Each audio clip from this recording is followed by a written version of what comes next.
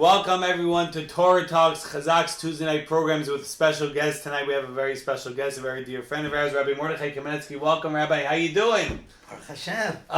It's amazing. A pleasure to be here. Yes. And finally, after a lot of yes, perseverance, a lot back and forth. More Megillah, Zion, Yagadu, Matzasa, Tamin. Well, I found it, and that goes on coming here and finding a parking spot in Queens. So Baruch Hashem. Thank you, Rabbi Kamenetzky, for coming and for everything that the Rabbi does for Klal Yisrael, for the Jewish people. We'll hear momentarily. Tonight's topic. You're not going to hear it from me, so. We're going to ask her, please. Tonight's topic is Rav Chaim Kanievsky. That's how we all know. The Sar Torah Maran just passed away this past week.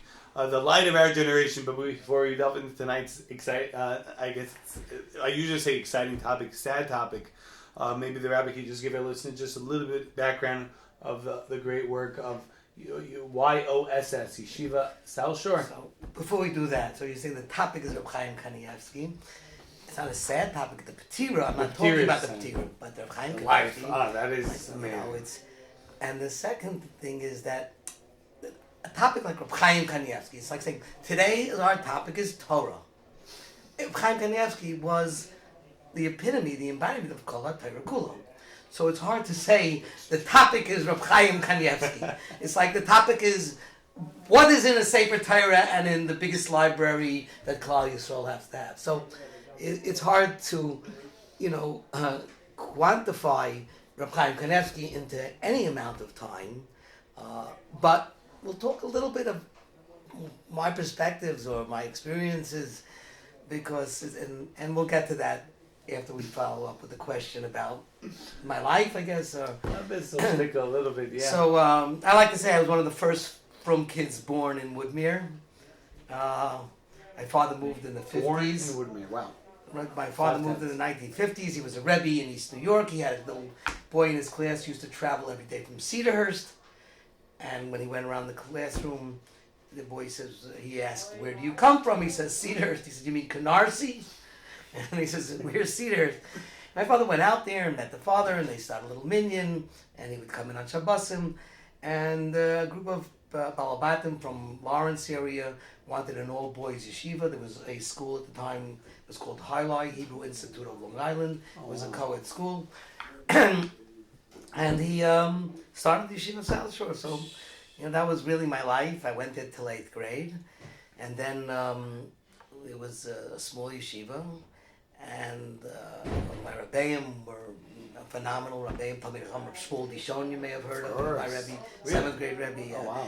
Moshe Feierstein was a great piano chassid. Shmuel Chaimson, who was such a goyin that my Rebbe in high school in Yeshiva Philadelphia said, Shmuel Chaimson, he said he remembers that in Beis Medrash Elyon, Reuven Grozovsky was the Rosh Yeshiva. Reb Panovich Rav gave a shir, and they were fighting about the shir.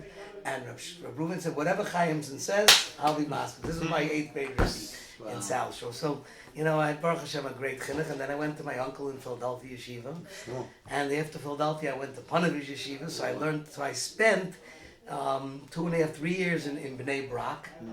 And I was zeicha to Sirab Chaim and his father's zeicha Tzadik L'Bracha, the Steipler. My first cousin, who was American, had moved to Eretz Yisrael right after the 6-Day War, and he was an Einikel of the Chavetz Chaim. Oh wow! His name was Naftali Zaks. He asked a question during a shir that the Steipler gave on the Yartzit of the Chazon Ish, like they did in Kol Chazon Ish. And the Steipler asked about him, and he asked him, "Are you in Shidduchim?" He says, "I'm not, but my father probably is in for me." And they made the shir. So he married Reb Chaim's sister's son, Barzim. Shol Barzim died young, and he married the Yesoma, Bracha Barzim. And so, because Naftali was my cousin, I got the opportunity to go in to Reb Chaim on quite a number of occasions, and just bask in his presence. After Panovich, I went back to Lakewood. I got married, and when funds were tight, so I was offered a position as a Koil member in Yeshiva Koil, in the Koil Beis Yitzchak of Pittsburgh. Really interesting. And I was there in the Pittsburgh Koil for from 1982 to 1986. And then I moved back to Woodmere to work in the Beis HaMedrash that Rabbi Noble, the Yeshiva Gadol that Rabbi Noble established there. And was part of the South Shore institutions, and I've been part of that institution. My father was nifter. A little before that, he asked me to take over the running of the Yeshiva of South Shore.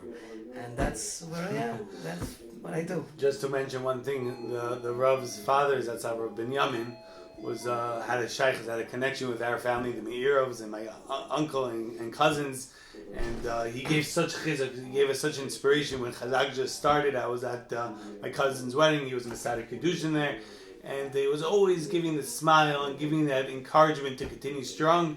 I'll never forget it. So yeshakach to you and to your family for all that you've done and all that you do.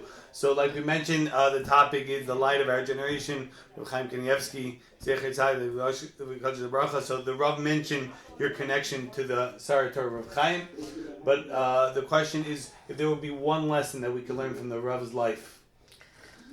Listen, the lesson I believe that you see on a daily basis, constant basis, of Chaim's Hasmada. I mean, there's nothing. No greater aspect of Reb Chaim's life and lesson to everybody about his asmada, about his learning, his seder, and not only that, but by telling people who have a hard time sitting for a long time, just do work for the first half hour and then go on. And my father used to tell me that his father told him the same thing.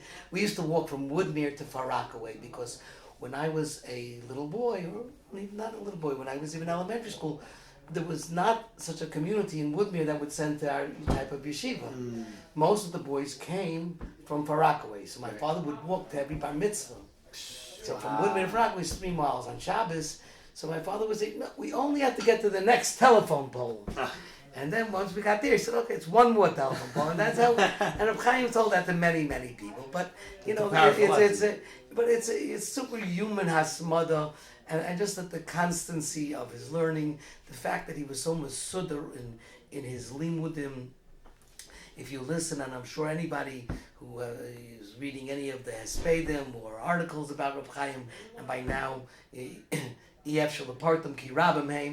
about the Seder Hayoim, waking up after Chatzos, and then learning Gemara, and learning Yerushalmi, learning Bavli, and then Yerushalmi, and then Tur, and Shulchan Aruch, and Rai Prokem of Rambam, and this, and Ramchal. But, I recently, realized that it's a fantastic way to do it, especially a person's not able to sit in yeshiva all day. You make Reb Chaim he sat as a human man, but even for the Hamoinam, why these ideas like the Dirshu and the Daf HaYomi and the Mishnah Yomi are so important, because it gives you grounds you in a Seder, and you're walking through different elements of Shas. And, that's what I would say.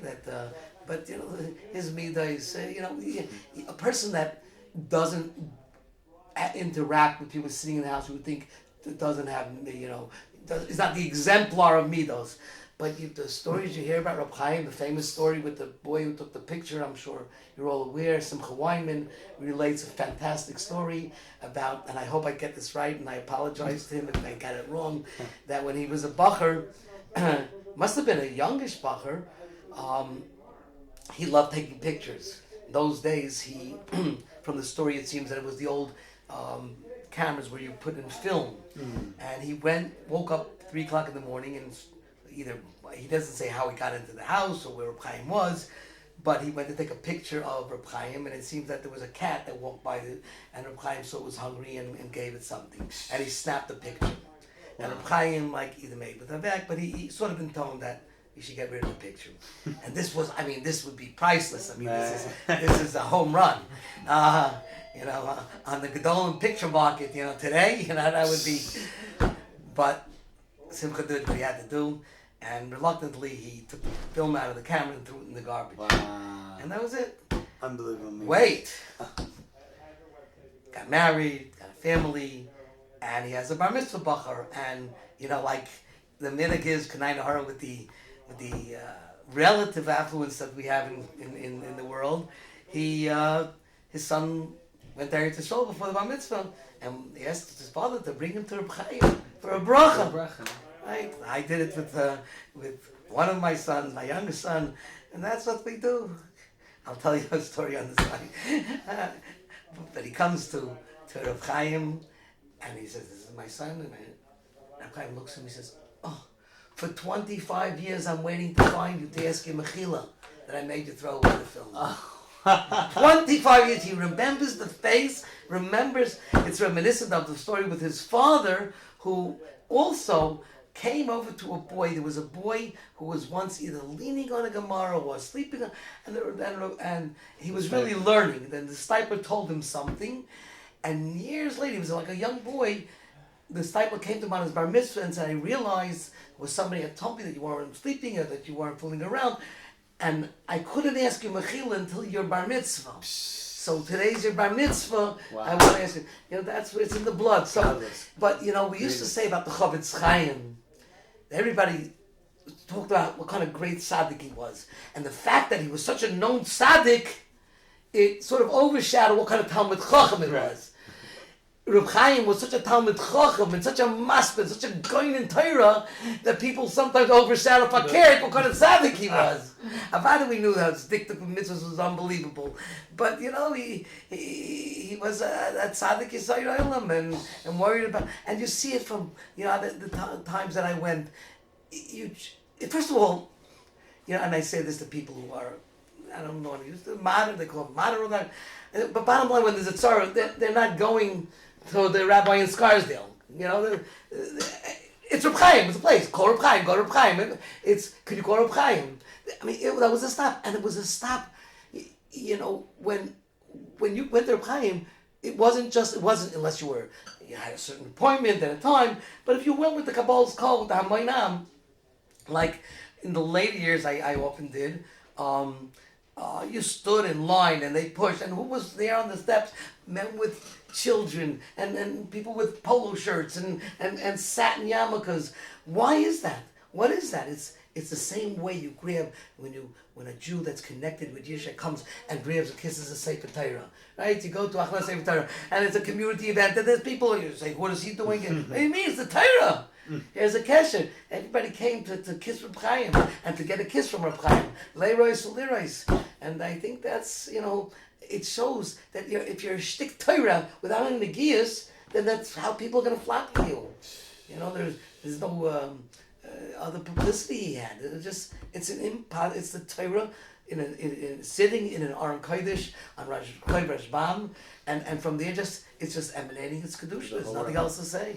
Unbelievable, amazing. What a loss. So we know Reb Chaim had a tremendous influence on millions. We could say, the Levi, they say, was close to 1 million, and that's just in Eretz Yisrael. And we know all over the world people were tuning in. So he had an influence on millions of people in so many areas. Can the rabbi maybe elaborate on Reb Chaim Kanievsky's teaching and lessons in the area of tefillah? So I saw Reb Chaim daven. It was an experience, and I remember I'm a Kamenetzky, so I saw Reb Yankov daven also. Your grandfather. And I was Rav Shmuel, I was with Rabbi Yishvei, I was with Rav Shach.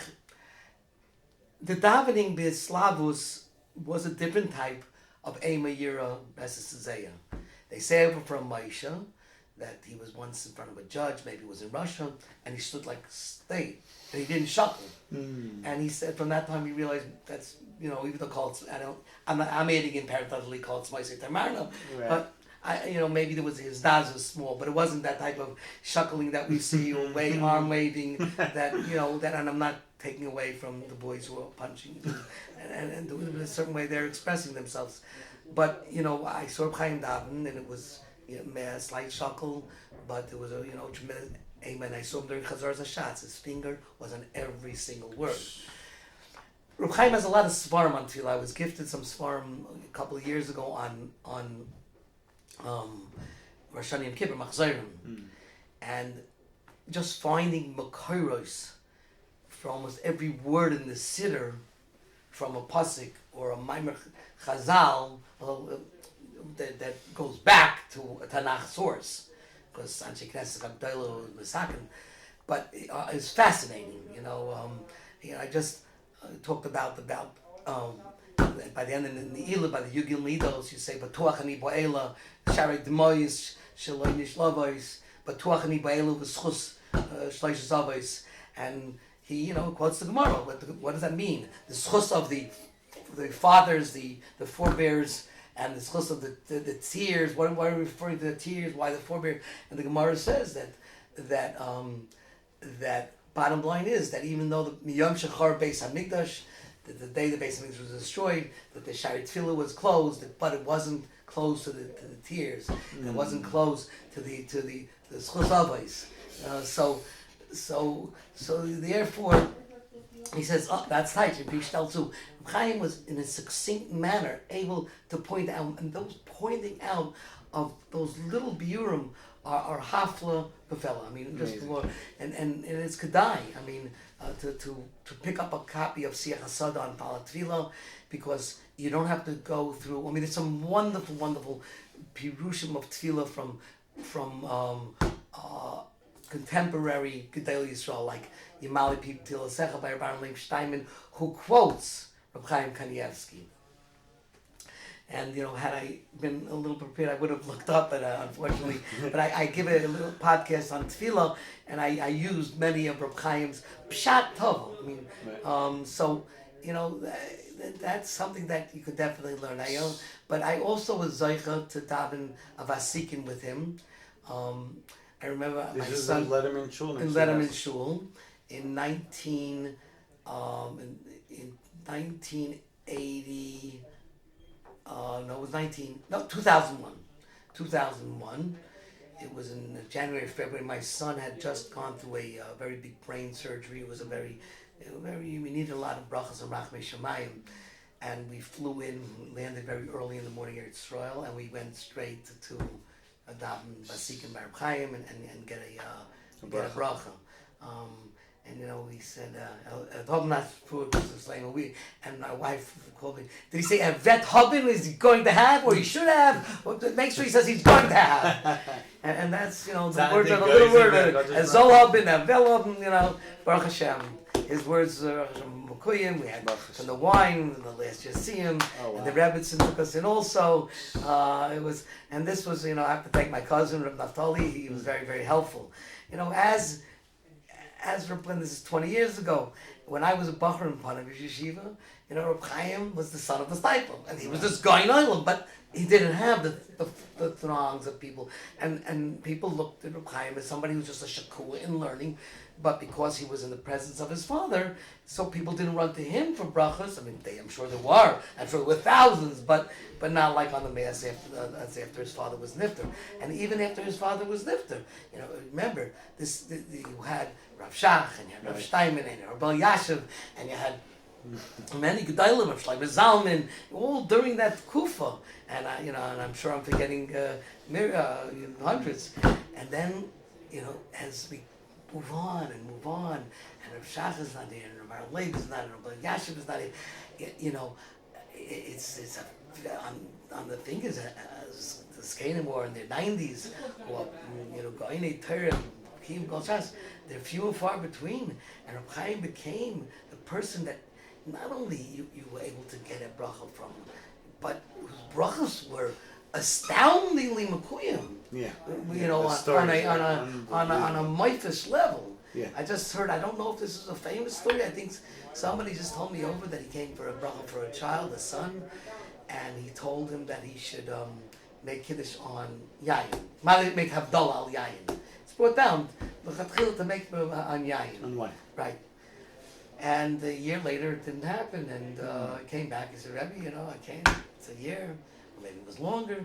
And he said, yayin. I didn't say yayin nesach. I was looking at Chaim. Yayin nesach. What are you talking about? I have a magnum. It's not a bushel one. It's in my house. And he checked, and he realized he used to daven late Ma'ariv, and his father-in-law, who were a comfortable family, would make kiddush, and the magnum was left out, and the goiter would put it back in the refrigerator until he came. He would take it out, not realizing that the goiter put it back, and then he was shomer to him, and a year later he had a child. So, wow! I'm not here to say Moitzim. There's a wonderful story about Reb Chaim Volozhina. say over that Reb Chaim said this over, and again, I'm not, I didn't learn in Brisk, but I hope that the gist is correct, that a Hasidic Yid came over to Reb Chaim and he said, my Rebbe has moifsim and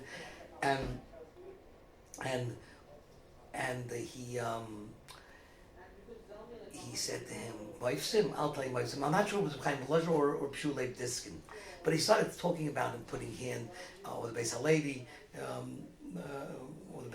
but putting his hand in fire, that the Eish again should be shelled, and stories where a kid was jumping on the table, he fell down, and he told the mother, at this time he could tell, whatever, different moifsim. And Reb Chaim was recounting them, and in the middle he stopped, he said, but das alles chorish by uns, that's nothing for us. By us is taka, because the chassid said to you, by you it's weiter the Rambam and vidder the Rambam, you just learn Rambams. So Reb Chaim said to him, that moifis, it's nothing. It's taka nothing. Like he caught himself. He said, what am I telling you this for? It's weiter the Rambam, vidder the Rambam. That's, that was Reb Chaim, weiter the Rambam, vidder the Rambam. I mean, that was, I just told the boys recently something that I saw. There's a sefer from Chaim Kanievsky on all the Makoros HaRambam. In Purim time, this came up where the Rambam says there's a halacha that if there's no rain, you declare a tainus, right. And then you keep stepping up the amount of tainus that a person has to do, or the ramifications. And one of the actions, it says that you take out the ark, the teva, and you put it into Rechava Ir. Right, on the street. And you put ashes on the ark. But the Rambam is that you take out the Sefer Torah and you put ashes on the Sefer Torah. And the Kesef Mishnah asks, I don't know where the Rambam sees this. So being that it was Purim, it reminded me that they asked Reb Chaim, and he said, it's a Targum Sheni. The back of Megillah Esther, you'll find an Aramaic translation, I guess from the times of before the Rishonim. Maybe it was in times of the Targum Yonasan ben Uzziel. It's called Targum Sheni, and there it says Mordechai, when he went out the Sochair, that he took out the Sefer Torah and he put ashes on the Sefer Torah. That's the Targum Sheni. And then, far from the Midrashim, I mean, you've all heard the Michal, how they would test them, and that was the games that they would play, and it was in Pasha. Everybody knows the story about the amount of times Moshe said. Right. Misha. The Rabbi could say over here. Nothing. I guess they would kibitz with him. Okay, I don't know how bad the chutzpah. They asked him how many times Moshe is written in the Torah, and he answered, and they told him, nope. We checked on the computer, and there's 2 more. And Chaim began to chuckle. He says, you typed in Mem Shin Hey, and it came out in Mat Habayis Miyois Miseh, which is Miseh Mem Shin Hey, and Kol Mashe Yodoi in Rei also it says Mashe is Mem Shin Hey. You have 2 more times, but it's not Moshe. So that's godless. But people like those. I hate to say the word trivia. Chas v'shal, nothing in Torah. Chayis Leit and Timna is as chas v'shal thing is trivia. Rabbi Chaim's godless was not only that. You're talking about sugis amukes in Zroyim, in Kachim, in Taris, and those are the svarim today. We have the Chazon Ish, and that's really the derech of the Chazon Ish to look at Torah Eretz Israel, and he was the foremost. But Rabbi Chaim came and wrote on Shvius and Kalayim and all the svarim in Seder Israel, in Mishnayos, and it's those svarim are used by Bnei Torah who are delving into those sugyas, and that's really the only source. And then the amount of svarim on Egla Rufa, on Karnei Chagavim, on grasshoppers, yes. And the story that but I mean it's just aimless shire. So my Rabbi Mendel Kaplan used to say, a kid said I went to go swimming in the Atlantic Ocean. I went swimming here. What shaykh is it with the ocean? The ocean is Racham Minayam. It's from here to England, and I went in the ocean. What's has to do with the ocean? You're a little by Long Beach. You were standing there in the water. So what shaykh is a person of Chaim? I mean, it's a kol tarakula. So you tell over mice about a grasshopper, or tell mice of this, or tell mice with a pashek and aksab. But the mice, Chaim was kol tarakula. So you say. So a guy comes and says a word from Parshas Bereshis. He's telling us, you're telling me all about Kol Terakula. It's impossible. It's impossible. Unbelievable. So one thing that we could take out from Rav Chaim is to his asmada is as much as possible. He learned so much at 17, 18 hours a day. They say more or less. At least we should increase in our limud Torah. We were touching on the topic of tefillah of prayer, Rabbi. So how does one create a freshness in our daily prayer when it's a ritual? You know, something that we do 3 times a day for 365 days a year, and you know. It's a very good question. So, to say like this, the tefillah is comprised like an orchestra. You know, there's the brachas, and then comes Psukei Zimra. It's a lead up into Kriya Shema. And you'll see from the Torah that there are 15 types of shiros and praise that are in Yishtabach that are all foreshadowed in the words of V'chares and Vayivarech David and in Yashir. All those things you'll find in. It's like a build-up. Then comes Prichas Kriya Shema, which is like the crescendo of Omach Shemayim, and also Yichud Hashem, which is another shmooze. Havienu l'shol me'arba kanfei haaretz is Yichud Hashem, and Klal Yisrael is all one. And then you come to an so there are different elements. So it's an orchestra. It's a symphony. So imagine you listen to a symphony, or you play a symphony every day. It's hard, but there's a famous story about that told with Rav Chazaq Abramsky.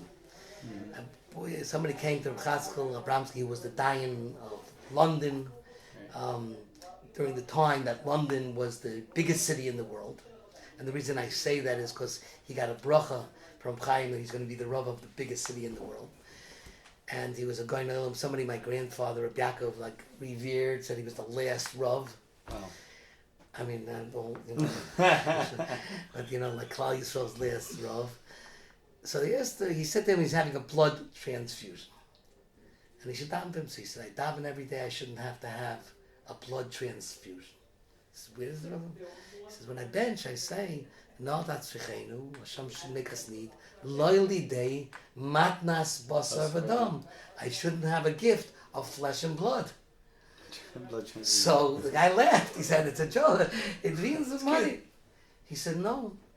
Chazal, in their wisdom, have written the words, is that any kavanah that you can find relatable to your situation, you can daven for through those fields. So if you daven slowly and you see things, and I don't want to go into personal life, you'll see certain things that are eye-opening, like, how many people don't have, people that they know that are shvurei leiv, and the next pasuk, my name is that Baruch Hashem give us that koyach to love every child. Rashi says that Eilish Shmais are compared to stars because Hashem loves them, billions of them. Right? So you say that every day. What are you talking about this? How do you help a you give a person attention. Hallow. Praise the Shabbat. Right? In fact, I'll tell you an interesting idea that I actually said this. I think it says that HaKadosh Baruch Hu loves the stars. And that's why he named them. The first Rashi in Shema. Yeah. Why does he love the stars so much? He calls them, it says, right? So that's why he loves the star. It doesn't say he loves the star, just calls them names. They have the name a star. Yeah. That's a fake, because the Rebbe already named them. So it's already, you're naming stars that was already named. So I'd get your money back if you did that. But when my sons are making jokes. But why? So Rabbi Back says a beautiful word. He says, because when HaKadosh Baruch Hu diminished the light of the moon, very interesting Gemara, right? Famous Gemara, everybody knows. He says that the sun is not right, and Hashem said, "Okay, you have to be mamay yourself." And Baruch Hashem felt bad, and he made a Rosh Chodesh, and he brings a korban chatas to be mechaper that he. We always learn. At least I was taught in school. You prepare, you get. It wasn't an Einish, it seems. It was a good paina, and now the world can't work, so you have to diminish. But it doesn't seem that it was an einish. That's the way. If you look at the Gemara in Chulin, it seems that it's not an einish. The Baruch Hashem actually sort of needs a kapara for himself, kaviyach, whatever that means. Right. But another Chazal say that that's why he made the stars and night to light up the sky because the moon was diminished. So what's the tachas of the stars, says Rabbi, is to help somebody who's never lost and is brokenhearted. So I was thinking that's pshat, haroife l'shmurei leiv, u'mechavish la'atzkoisem, moinem mispar l'kachavim. You know, a person like Rabbi Chaim, Kanievsky-The, you walked out of that room and you were just uplifted. And yes, it was moinem mispar l'kachavim.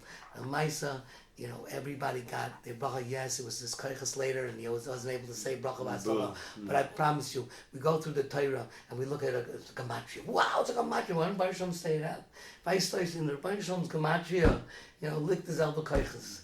There's not any diminished any kaichas. You learn tilei tilim shalachas from the gematria.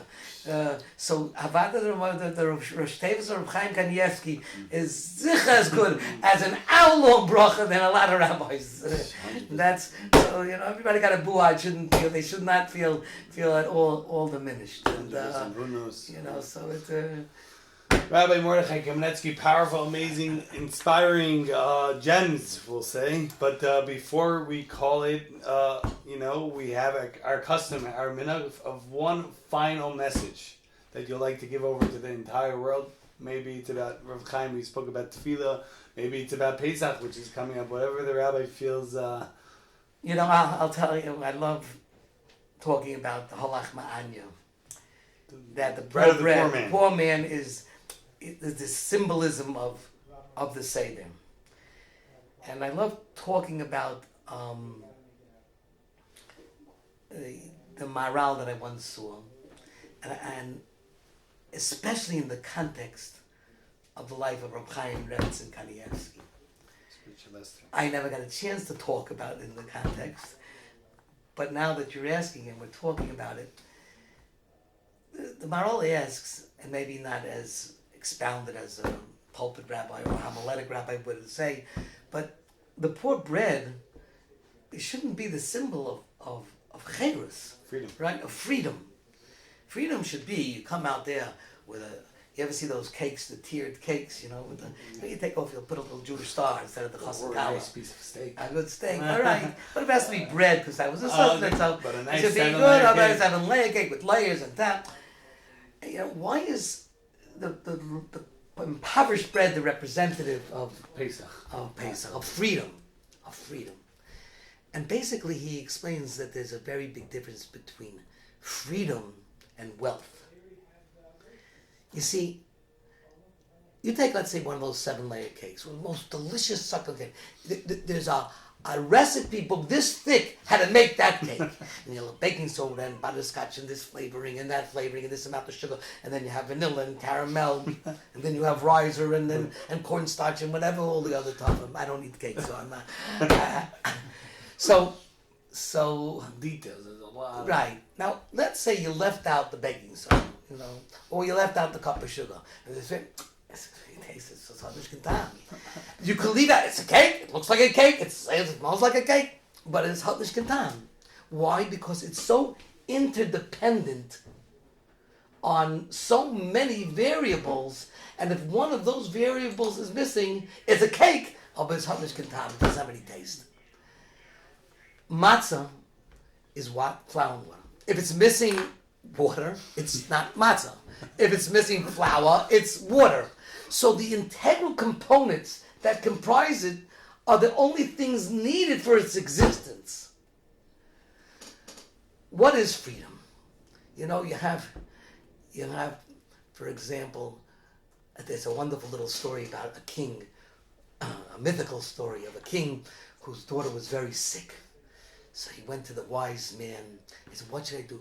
He says, what you have to do is, you have to go and get the shirt of the man who feels the happiest, most content and free in your entire kingdom.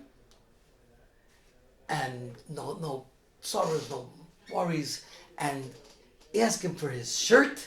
And she should wear that shirt for 24 hours and she'll be healthy. Okay? Who's the wealthiest? Goes to the biggest banker. He says, are you free? Are you content? Content and menuchas hanefesh. Do you have peace of mind? Peace of mind. I got this property. This guy's not paying anything back. I can't get. I don't go to the. There's a big doctor in town. He seems very. There's a big doctor. Goes to the doctor. He says, "Doctor, what are you talking about? First of all, this guy is not filling his prescription. He's sick. This one's complaining that I didn't heal him. There's a lawyer that you should go to." He goes to a lawyer office. He says, "Melech, how can I help you?" He stands up. "Hey, you know that you're so content. You're such a beautiful content. What are you talking about? I have a case. They're foreclosing, and this guy is suing, and they're saying, hey, going on, doesn't know what to do." He says, "You know what? The workers are. There's a worker. There's a guy in construction. He goes into construction, and again he's complaining and." Construction guy tells him, there's a stone cutter. He's such a happy guy. He lives up there in a little hut. He seems so content. Go to him. And Tiger goes with this. He's there. The sun's beating down. He's bare-chested. He does. And he's banging away at the mountain. He's singing and he's dancing. And he has a wheelbarrow. And he says, "Are you happy?" "Of course. I sell my rocks. I feed my wife. I have enough to live. I don't need more. I don't want more. I don't dream of more." He says, "Really?